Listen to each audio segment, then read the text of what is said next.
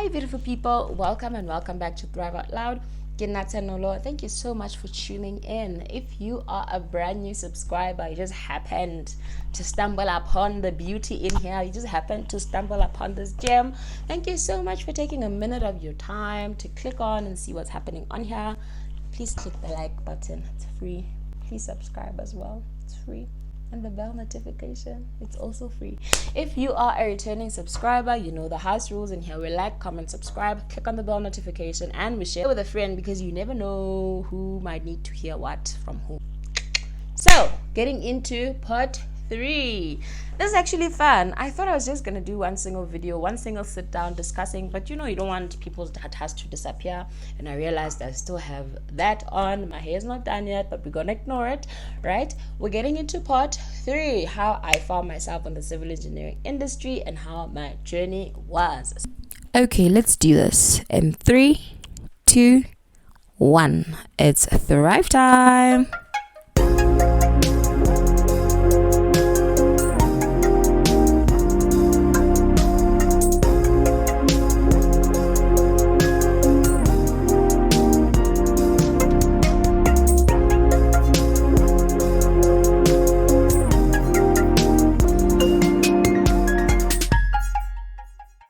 So, we're picking up from the part where I had completed my 2 years of theoretical learning and now I had to go into the workforce.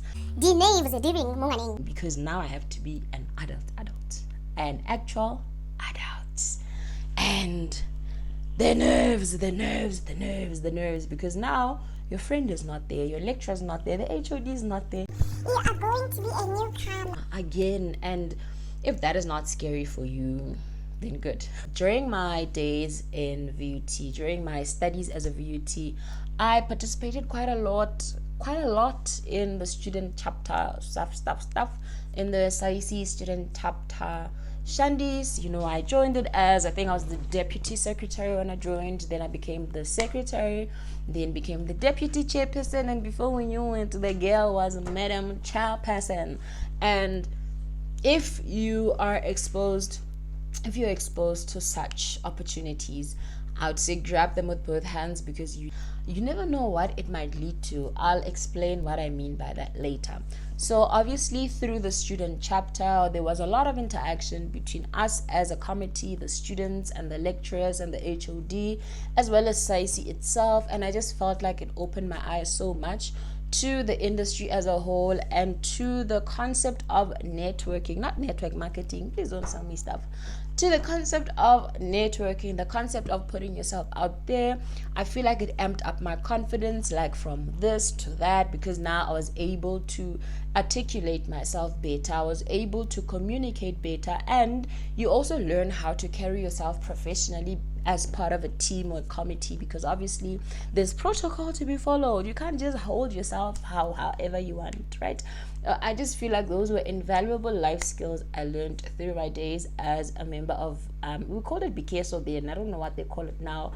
And at the very end of my studies, right, I had been applying for in-service training because I didn't want to be the girl that stayed at home. I really couldn't imagine being the girl that packed all my stuff and went back home, because A, home was tricky, was wow, and B, no one wants their life to stop and stand still and wait, because you know my animals with their questions. And it was not a game I wanted to be part of. This is Hunger Games. I was not about to participate in it. And I say Hunger Games because during my studies at VUT again, I also signed up as a peer tutor or peer assistant. I can't recall what it was called, but I was basically tutoring the first year students when I was a second year student, and I was earning, it was good money for a student who has no bills. You don't have any dollar bills, and it was good money. And then now that we're at the end of the year and I had been applying but wasn't really getting responses, or wasn't getting like positive responses, companies would say, your academics, your results look really impressive, but we're not really recruiting at the moment, or we're not really giving student opportunities at the moment. And obviously you get bummed because when you're young and you're young and you're still alive, you want everyone to say yes. You want every door you knock on to open for you. But unfortunately, life doesn't work that way. You have to get a couple of no's before you get to your actual yes. So at the very end of the year, I was now stressed because I could see myself packing stuff, going back home, and I just could not imagine that being my life. My uncle came, picked me up, and he packed my whole shebang, everything I owned, into the car, and shoop, we went home. And throughout the December holidays as well, I was, you're happy, you're festive, you're fine, but you just feel like your life is stuck, man. You just feel like, Kanti, when am I going to get that magical email that is inviting me to an interview, and then the rest of my life can start. And it wasn't until the last week of Jan that I got a call, right? So I got a call first from our department, the secretary at that time. She gave me a call. She was like, "Hey, Madam Chairperson, how you doing? I'm super. What's up?" And she's like, "So there's a company that is looking for students specifically from VUT, and I've sent them your results, and they're really impressed, and they'd like to interview you." Now, how I got to be on like cool speaking terms with firstly the secretary and whoever else may have had, I'd say, the powers that be, is because of the student chapter that I just told you about. We communicated quite a lot. I don't remember a single day when I didn't go up to our patient's office asking for this, asking for that, getting a stamp here, getting this approved, getting a signature here, but there was just a constant flow of information. And I feel like this puts you top of mind in things and opportunities. Whenever an opportunity is basically brought up, your name comes up in rooms and doors are opened. So the interview was 2 days from the time of the call, I remember.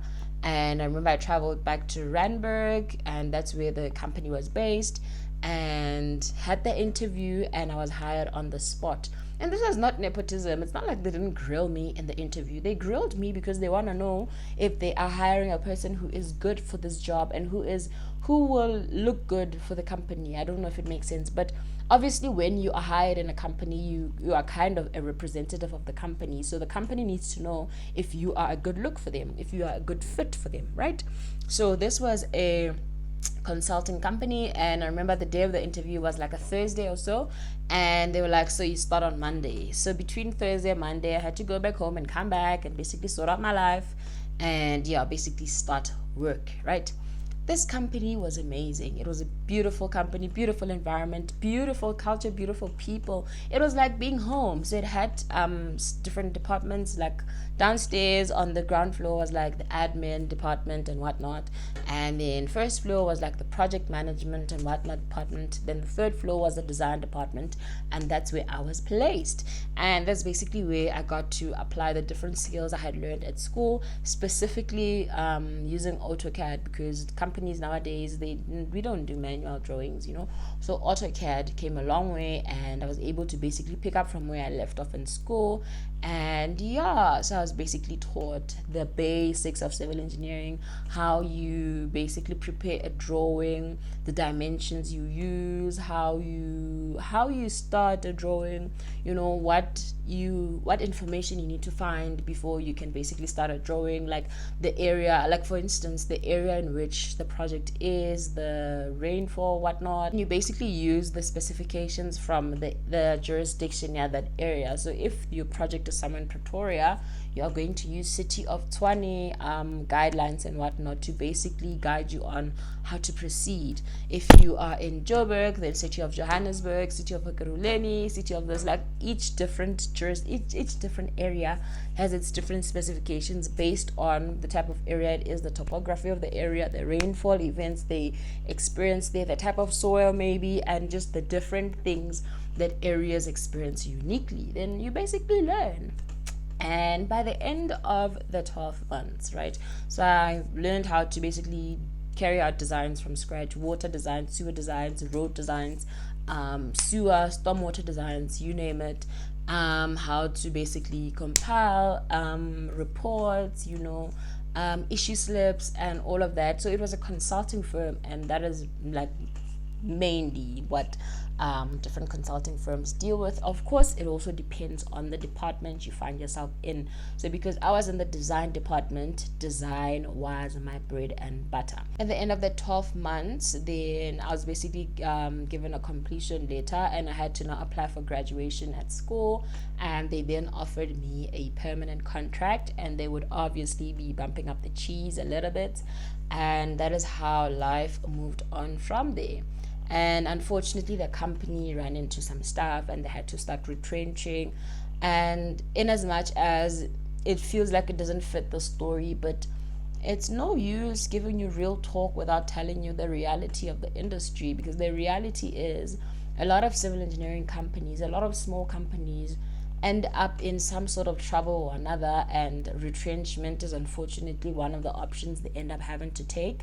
And they had to retrench, and obviously as the last one, for last in first out, that's the criteria they were going to use. Then that's how I basically ended up leaving the company and joining the previous company that I just left sometime last year.